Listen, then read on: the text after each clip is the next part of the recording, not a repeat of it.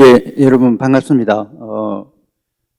제가 맡은 세션은 세션 5고 스마트 시티에 관련된 세션입니다. 이번 세션에서는 총 4분의 발표가 아마 있을 예정이고요. 저는 주로 이제 부산시의 스마트 시티 정책에 대해서 조금 이야기를 드릴 예정이고, 그 다음에 LG CNS의 장원석 수석 위원님께서 오셔가지고 지금 현재 그 부산시의 에코델타 시티 이 SPC 운영을 지금 LG CNS가 맡고 있습니다. 그래서 실제로 어떻게 에코델타 시티가 향후에 구축될 것이고 어떤 서비스가 있을 것인지에 대해서 아마 자세한 설명을 좀 해주실 것 같고요.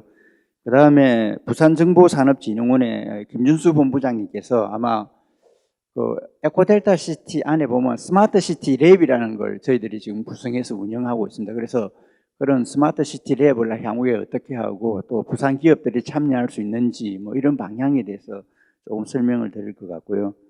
마지막 세션에 마지막 발표자는 그 카이스트의 이영종 연구원님께서 아마 그 스마트 시티의 표준에 관련돼서 아마 발표를 해드리도록 하겠습니다.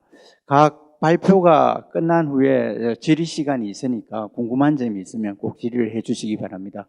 그럼 우선 제가 맡은 세션인 부산의 디지털 경제 정책과 스마트 시티 부분에 대해서 말씀을 드리도록 하겠습니다. 실제로 부산시는 확실히 잘 모르겠지만 앞에 발표 내용에도 있지만 그 유비쿼터스 시티라고 2000년대 초부터 스마트 시티 준비 사업을 꾸준히 해왔습니다. 그 유비쿼터스 시티 사업이 계속 발전해가지고 스마트 시티 사업으로 발전하고 있고, 최근에 여러분이 알고 있는 그 에코델타 시티의 국가시범단지 사업까지 이루어지고 있고, 그 외에 다양한 자치구군에서도 관련된 스마트 시티 사업들을 하고 있습니다. 그래서 지금 부산시의 큰 정책 중에 하나가 디지털 정책 중에 하나가 이제 스마트 시티고요. 그 외에 부산시에서 최근에 정부가 바뀌면서 디지털 경제 정책이라는 것을 만들었습니다. 만들어서 하고 있는데, 이 정책과 스마트 시티가 어떻게 연계되고 있는지 이런 것들에 대해서 제가 조금 말씀을 드리도록 하겠습니다. 아시다시피 부산시의 경제 상황이 아주 좋지 않습니다. 부산시 저희들 자료를 보면 이건 2019년 자료인데 약 한 92조 정도로 17개 시도 중에 6위 정도로 되어 있고요. 예전에 한때는 2위, 1, 2위를 다투다가 지금 6위 정도로 내려앉았고, 연평균 성장률도 비교적 낮은 형편입니다. 그래서 이러한 것들을 지금 어떻게 돌파할까 하고 시의 최대 사실은 지금 난제 중에 하나가 이 문제를 어떻게 돌파할 것인가 하는 것들을 생각하고 있습니다.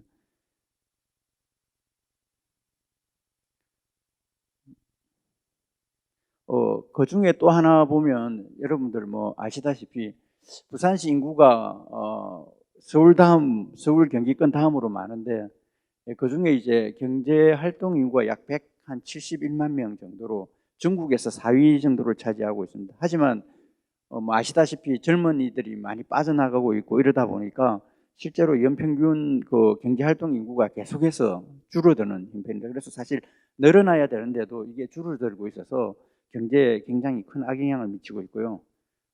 산업 구조 또한 3차 산업이 위주인데, 이런 3차 산업이 실제로 우리가 이야기하는 아주 좋은 양질의 서비스를 제공하는 3차 산업이라기보다는 주로 소규모의 소매업 중심의 3차 산업이 굉장히 많은 부분을 차지하고 있어서 이 부분을 어떻게 고도화하는지도 시의 가장 큰 걱정 중에 하나입니다.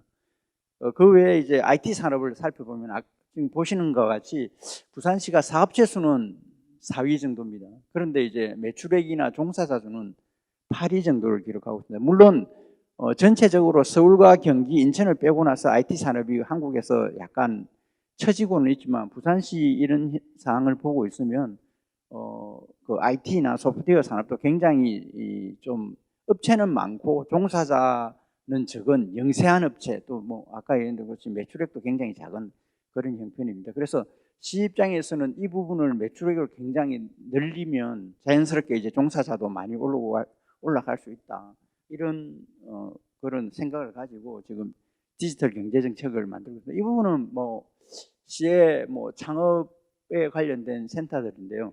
실제로 뭐 보시면 알겠지만 부산경제진흥원이나 아니면 테크노파크, 그다음에 정보산업진흥원 각각의 부산에 있는 이런 기관들이 이 창업 지원을 위한 많은 것들을 제공하고 있습니다. 그래서 이러한 것들도 향후에 어떻게 해서 더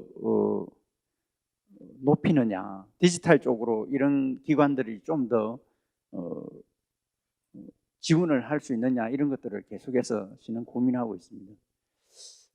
뭐 앞에 이야기한 이런 내용들이 실제로 시에서 디지털 경제 혁신 전략을 마련하게 된 가장 큰 이유 중에 하나입니다. 아시다시피 부산시 쪽에 가장 큰 저희들이 산업이 자동차 부품이나 해운, 조선 산업입니다. 그런데 뭐 최근에는 조금 좋아졌다고는 하지만 지속적으로 지금 자동차 부품이나 조선 산업이 하향되고 있기 때문에 이런 것들을 어떻게 하면 좀 이렇게 역전시킬 수 있는가 하는 것들에 대해서 시가 많이 고민을 하고 있고요.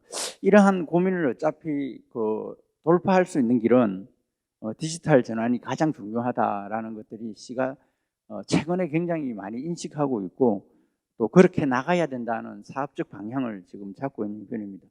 향후에 뒷페이지에 제가 보시면 부산시의 7대 전략 산업이 있습니다. 그 전략 산업을 잠깐 한 페이지 정도 소개하고 있는데 그 7대 전략 산업 위주도 대체로 보시면 지금 디지털 전환에 맞춰져 가지고 이루어지고 있다는 것을 알 수 있고요. 이건 올 봄에 이제 나온 그 부산 디지털 경제 혁신 전략 2030 이렇게 해가지고 2030년까지 부산의 대부분의 산업이나 이런 것들을 디지털로 바꾸겠다라고 이제 만들어 놓은 정책입니다. 그런데 이게 최근에 이제 국가에서 디지털 정책이 조금 변경되고 있어서 아마 내년쯤 되면 좀 더 업그레이드 되고 좀 더 정비된 아마 발표 자료가 시에서 마련될 것 같은데 현재까지 나와 있는 정책을 위주로 해서 제가 소개를 드리겠습니다. 그래서 첫 번째 목표를 보면 스마트 도시 시티로 되어 있습니다. 그래서 스마트 시티 지수를 세계 20권 안으로 올리겠다 하고, 그 다음에 여기에 필요한 인재를 약 2만 명 정도 매년 하고, 그 다음에 매출액을 아까 이야기한 대로 한 20조 원 정도로 늘리겠다는 게 이제 시의 궁극적인 목표고요. 이러한 목표를 달성하기 위해서 크게 이제 전략 체계를 잡고 있는 것이 이제 혁신 자원을 좀 더 원활하게 공급하고, 그 다음에 기존 산업을 디지털로 변환하고 신사업을 육성하자, 이런 전략으로 이미 짜여져 있습니다. 그래서 혁신 자원 같은 경우에는 이제 기술하고 인재, 그다음 이것을 지원하는 금융, 요 세 가지를 이제 주축으로 하고 있고요. 기존 산업 같은 경우에는 소위 말하는 이제 스마트 제조업을 이제 육성시키겠다. 그러니까 기존 산업에 스마트 제조를 도입해가지고 생산성을 향상시킨다든지 아니면 새로운 부가가치를 높인다든지 하는 그런 사업으로 되어 있고요. 그 다음에 아까 이야기한 대로 부산에 많은 기업이 있는 서비스 기업들을 어떻게 하면 디지털 전환에 도움이 될 수 있도록 만들 것인가 하는 것들이 있고요. 그 신산업 같은 경우에는 디지털 어떤 신산업 생태계를 구축하는데 큰 목적을 두고 있습니다.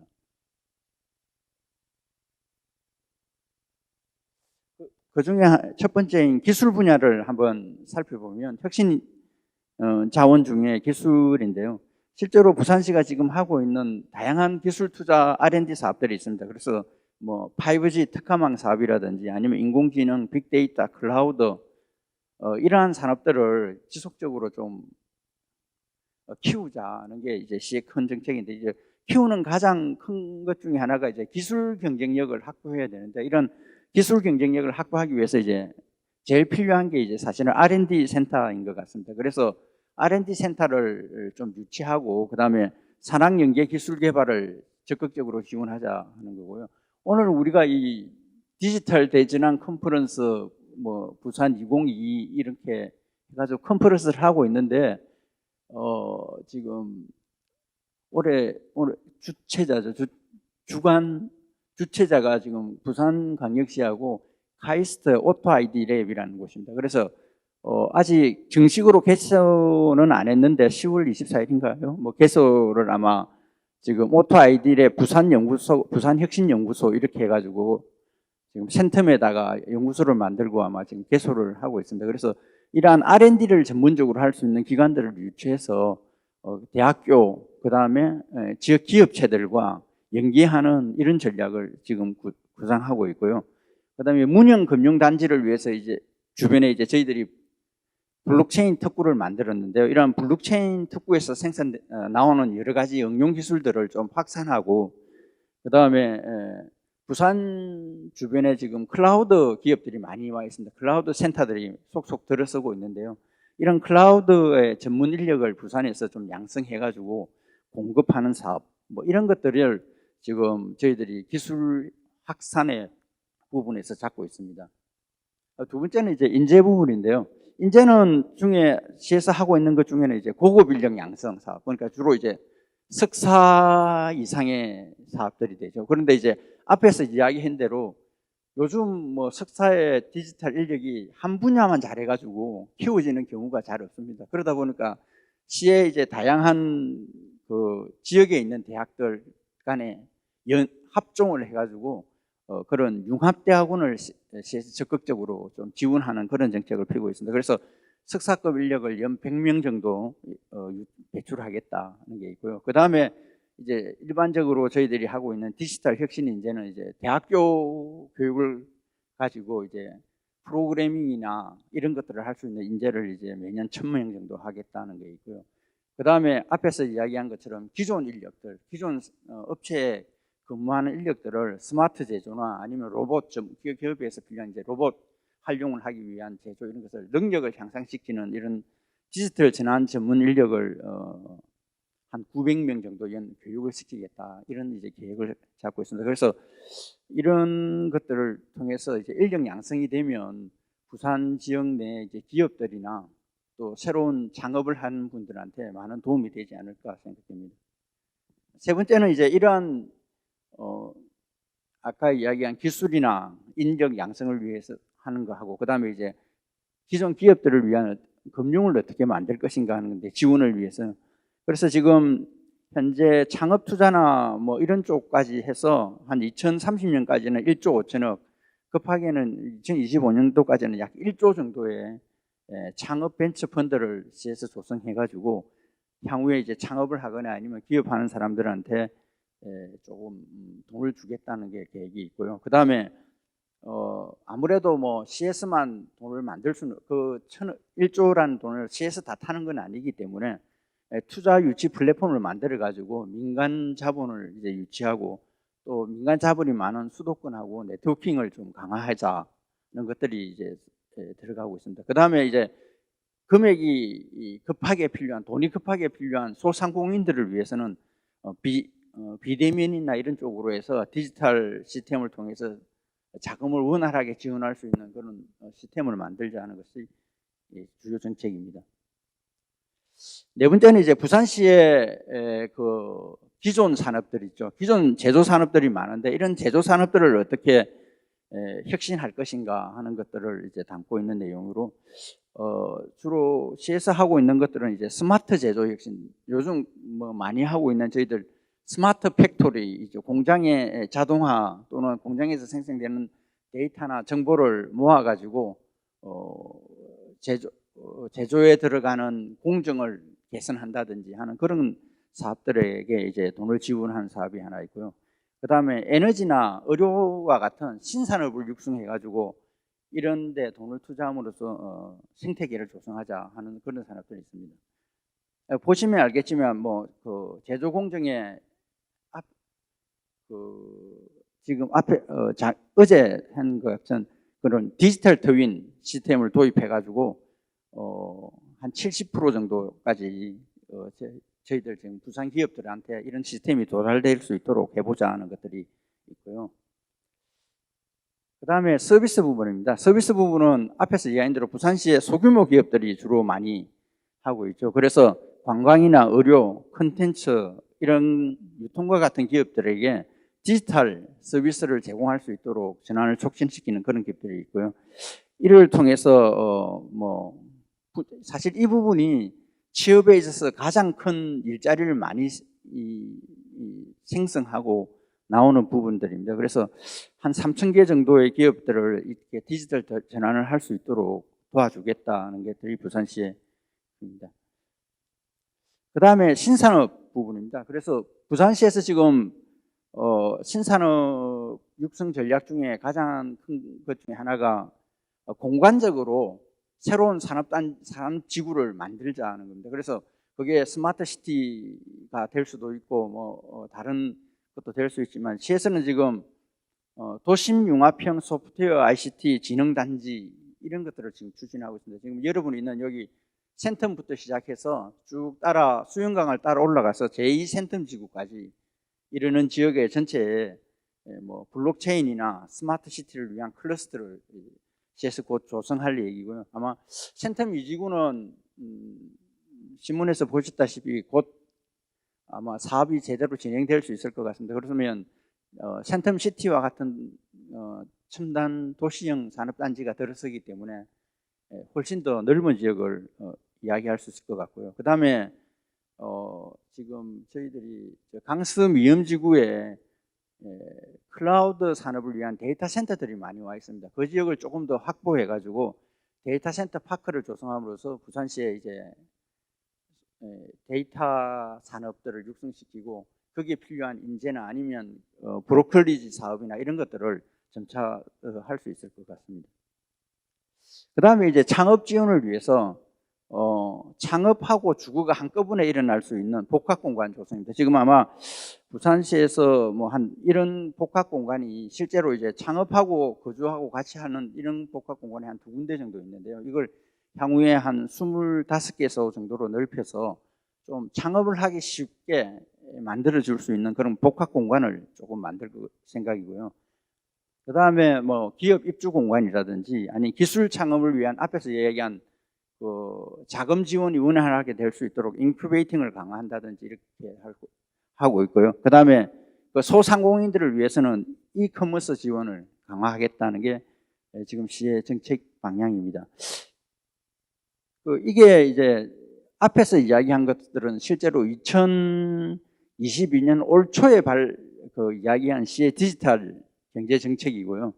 이 부분은 2019년에 부산시에서 전략산업 기본계획이라는 걸 수립합니다. 전략산업 계획을 수립합니다. 이거는 시에서 부산시만 수립하는 건 아니고 각 도시마다 이제 산자부에서 너희 도시는 향후에 어떻게 이제 산업을 가져갈래 이렇게 해서 한 5년 정도 되는 중기 계획입니다. 실제는 중기에서 장기 계획 정도 되는 한 10년짜리 계획이고 중간에 이제 변경을 조금씩 하는데 여기 보면 말이 전부 다 7대 전략산업 중에 이제 크게 2부분으로 나누는데 여기도 보면 첫 번째는 기존 산업에 이제 고부가가치화하고 있고 두 번째 부분은 이제 신기술 중심의 혁신 성장 산업을 하겠다 이렇게 해서 부산시에 7개 산업을 지금 분야를 나눴습니다. 보시면 스마트 해양부터 지능형 기계, 미래 수송 기기, 글로벌 관광 이런 사업이 이제 주력 산업을 고도화하는 것이고요.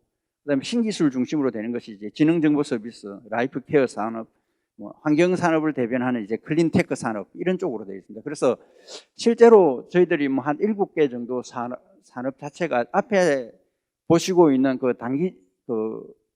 디지털 경제 혁신 전략과 크게 다르지 않습니다. 그래서 이 보고서가 굉장히 두꺼운데 그 보고서 안에 일일이 해야 되는 일들을 이제 쭉 나열하고 어떤 사업을 하는데 돈이 얼마나 들고 있는데 많은 부분이 하드웨어에 있어서도 스마트 제조라든지 아니면 소프트웨어 이런 개발 쪽으로 계속해서 지원을 해달라 이런 식으로 돼서 이거는 아마 이 계획을 가지고 이제 또 우리가 내면 산자부에서 거기에 맞춰서 사실 돈을 부산시에 이제 지원할 건 지원해주고 하기 때문에 아마 이 보고서를 한번 보시면 될 것 같고요.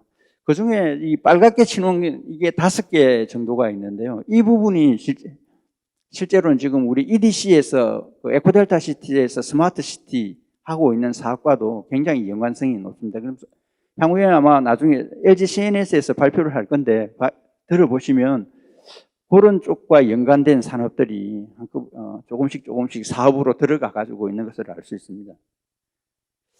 그 다음에 부산시의 스마트 시티가 어떻게 추진되었는지 한번 살펴보면요.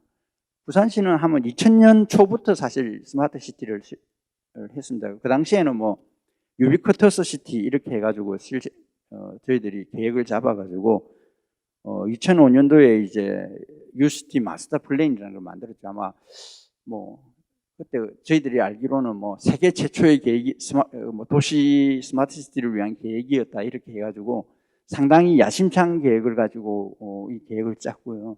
그 다음에 2007년도쯤에 돼가지고 저희들이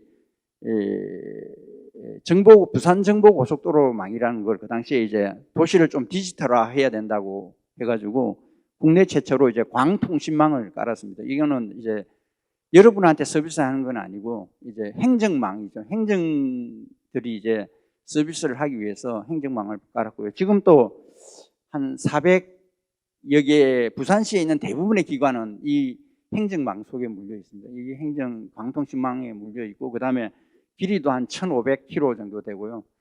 뭐 여러분 여기 주위에 있는 CCTV라든지 이런 것들이 다 이 광통신망에 물려가지고 데이터를 주고받고 뭐 하고 있습니다. 그래서 실제로는 향후에 뭐 저희 걸 따라가지고 서울도 대구도 어느 정도 하고 있는데 지금까지는 부산시가 가장 잘 운영되고 있지 않을까 그렇게 생각되고요. 그 외에 저희들이 좀 전환기를 맞게 되는데요. 그 당시에 제 2012년도에 부산 유비쿼터스 도시계획이라는 걸 저희들이 수립하면서 2015년도에 그 개방형 스마트시티 실정단지 사업이라는 걸 실시하게 됩니다. 그래서 이 당시에 여러 가지 구현된 개념이나 생각 이런 것들이 실제로 EDC에 어느 정도 녹아 들어가 있다고 생각하시면 될 것 같습니다. 그 이후에 뭐 저희들이 EDC에 이제 스마트시티 국가 시범단지 조성 지정을 받고 거기에 필요한 여러 가지 사업들을 지금 쭉 하고 있고, 앞에 뒤에 소개되겠지만 스마트시티 구축 사업이 실제로는 이제 부산시의 새로운 혁신 생태계를 구축하는 사업이었다고 이야기할 수 있습니다. 이게 이제 저희들이 2011년까지 되어 있는 그 스마트시티 마스터 플랜 계획인데요.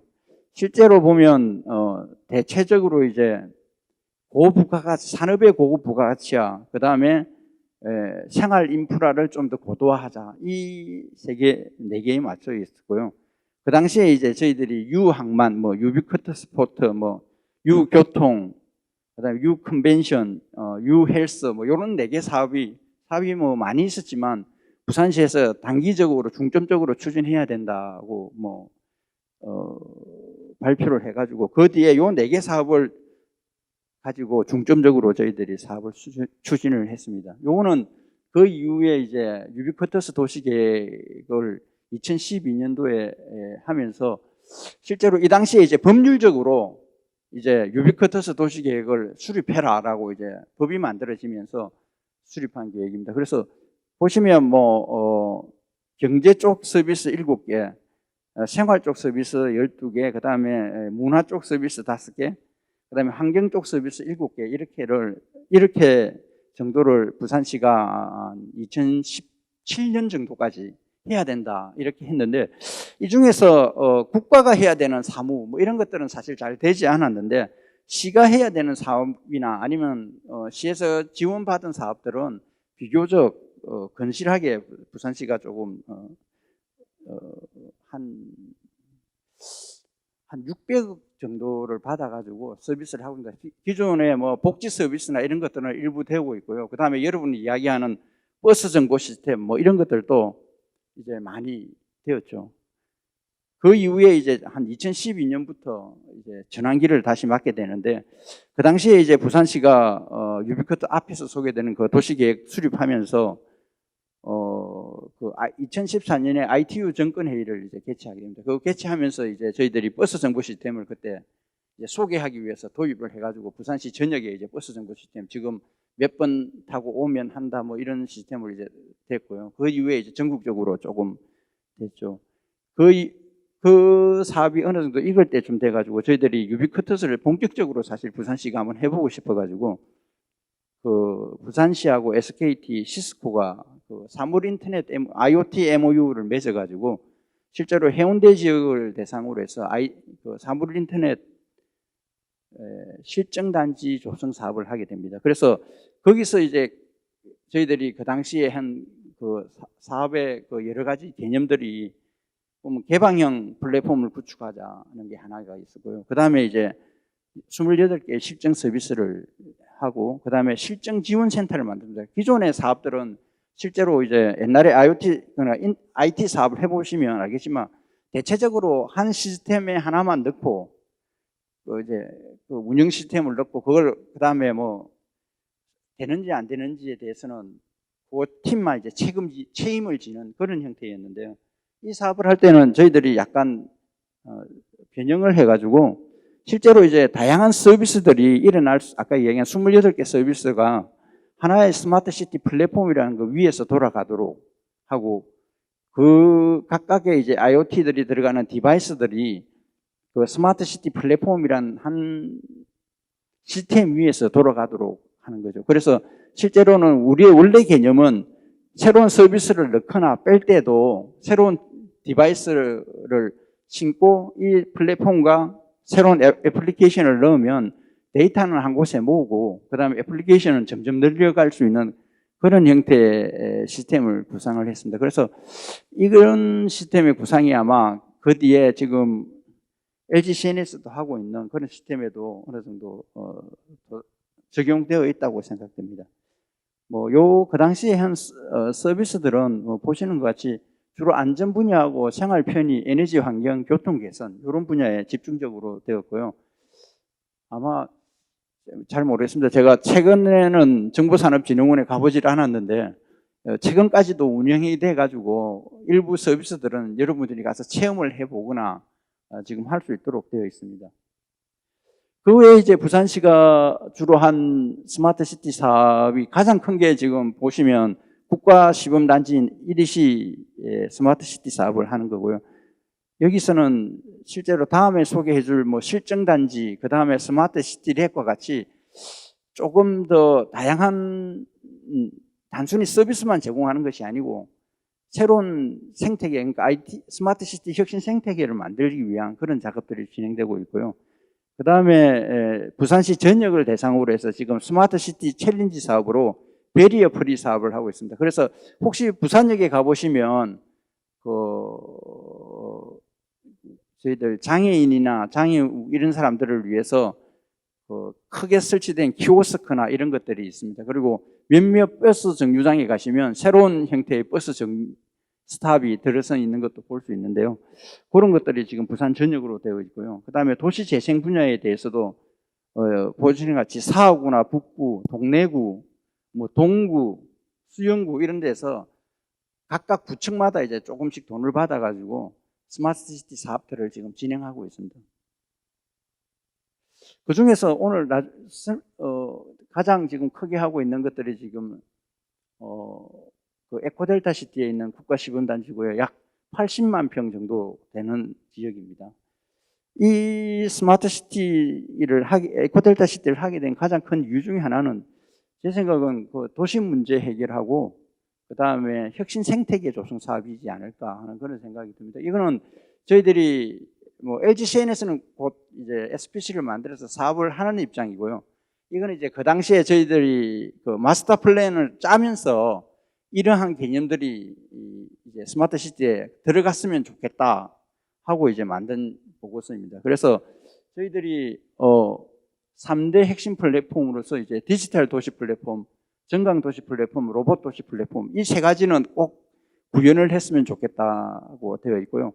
이 말은 아까 얘기한 대로 데이터를 모으고 모아진 데이터를 이용해서 도시에 활용할 수 있도록 이제 정강된 우리가 지금까지 못 본 정강 도시 플랫폼을 대고 향후에 이제 중요한 산업인 로봇들하고 산업이 도시 내에서 어떻게 이제 상호작용을 하면서 일을 할 수 있을까 하는 그런 로봇 도시 플랫폼 이렇게 이제 세 가지 개념을 넣어서 기본 계획을 그때 만들었습니다. 그 외에 이제 그와 관련해서 10대 전략 과제라고 해가지고 한 10가지 정도 사업들이 전략 과제를 만들었고요. 이 과제 하에서 지금 아마 나중에 발표한 LG CNS가 사업들을 쭉 아마 되어 있는 걸로 알고 있고, 요게 이제 초창기에 그 당시 하겠다고 한 저희들 데이터 서비스들인데 아마 그 뒤에 제가 업데이트를 안 해가지고 아마 나중에 발표하실 때 되면 좀 더 업데이트된 자료를 받을 수 있을 것 같습니다. 그래서 실제로 부산시가 하고 있는 이 스마트 시티 전략은 에코델타 시티에 중점적으로 맞춰져 있습니다. 맞춰져 있고 에코델타 시티를 통해서 사상 스마트 시티, 그다음에 북한의 이제 북한 재개발, 그다음에 문현 블록체인 특구인 문현 금융단지, 그다음에 제2센텀 이렇게 전역으로 좀 확대해 나가는 그런 전략을 구사하고 있는데요. 북한은 뭐 실제로 상당히 어느 정도 지금 개발은 되고 있지만 향후에 이제 엑스포가 개최되고 이러면 또다시 이제 약간 변형이 있을 수 있고요.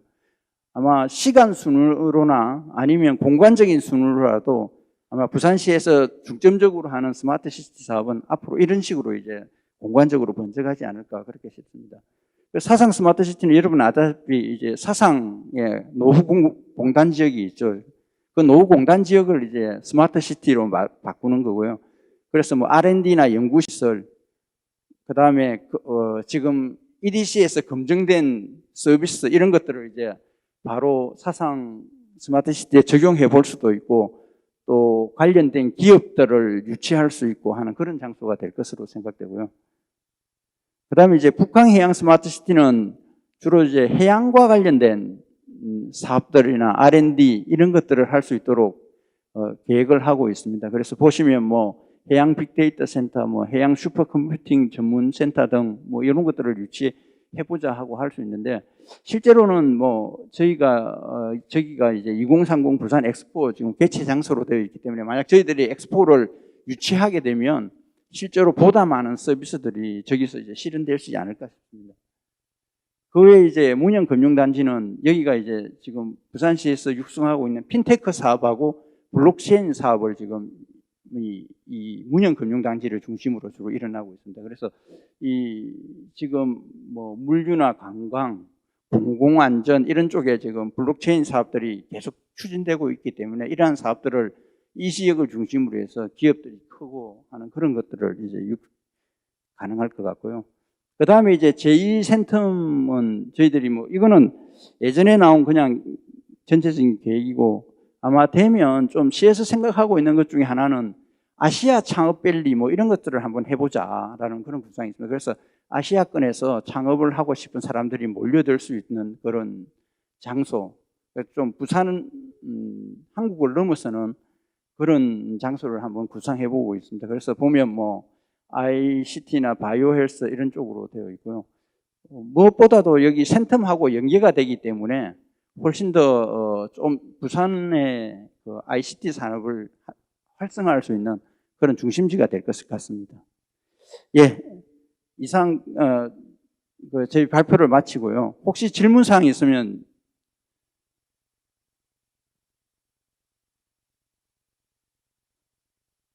질문 사항이 없군요. 그러면 두 번째 발표자를 소개해드리도록 하겠습니다. 예.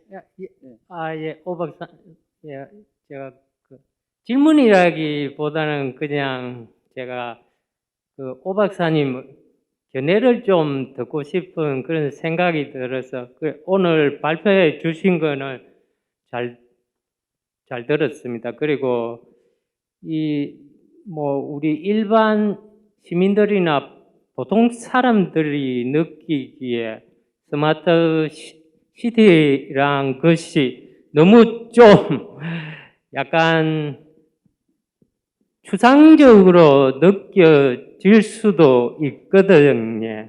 그래서 이제 오 박사님이 좀 느끼는 스마트 시티의 정책 방향이 부산시에서 진행하고 있는 이 정책 방향에 대해서 좀 의견을 듣고 싶습니다. 그리고 지금 보면 너무 IT나 뭐 통신기술 중심, 로봇 뭐 이렇게 해서 인간에게 더 많은 여유로운 시간을 준다고 그렇게 보통 진행되고 있는 것 같습니다. 근데 제일 중요한 거는 우리 인간들을 고려해 주는 것 같습니다. 그래서 오 박사님의 견해를 듣고 싶습니다. 예. 지금 사실은 국가에서 스마트 시티 정책을 이제 결정하고 나면 그걸 이제 대체로 이제 지자체가 따라하는 그런 식의 정책이 지금까지는 되었습니다. 그러다 보니까 뭐 우리는 EDC의 이제 시범단지하고 저희하고 세종은 그렇고요. 대구 같은 경우에는 이제 기존 도시를 대상으로 해서 다양한 스마트 시티 사업들을 했습니다. 근데 어느 쪽이 이제 맞는지는 아직 결판은 나지 않았고요.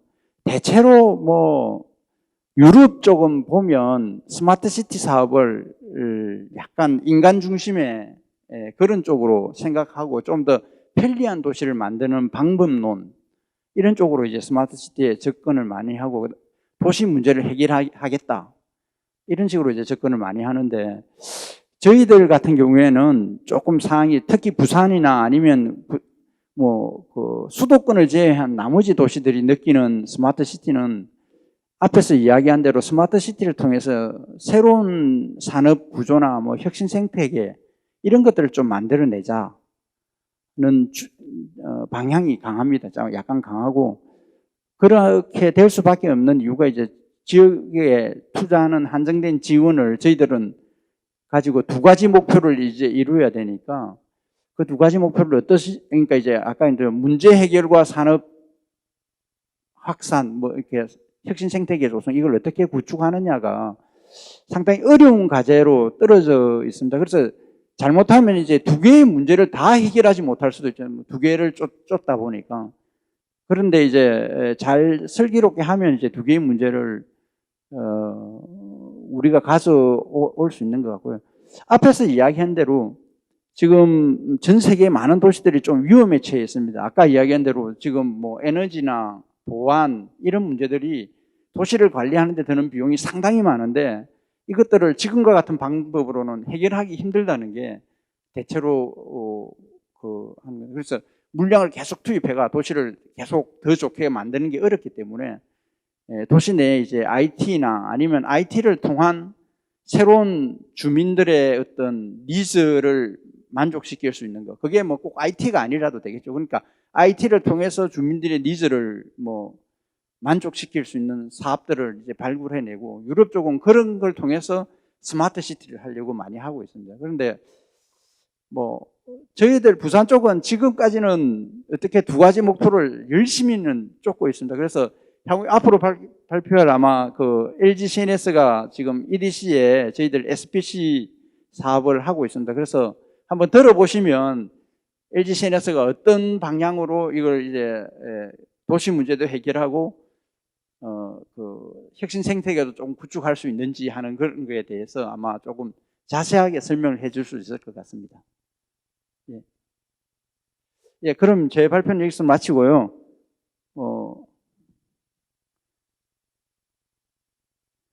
다음 발표는 LG CNS에 원래 윤상 상무님께서 해주시기로 했는데 오늘 조금 바쁜 일이 있어가지고 장원석 수석위원님께서 발표를 해주시도록 하겠습니다.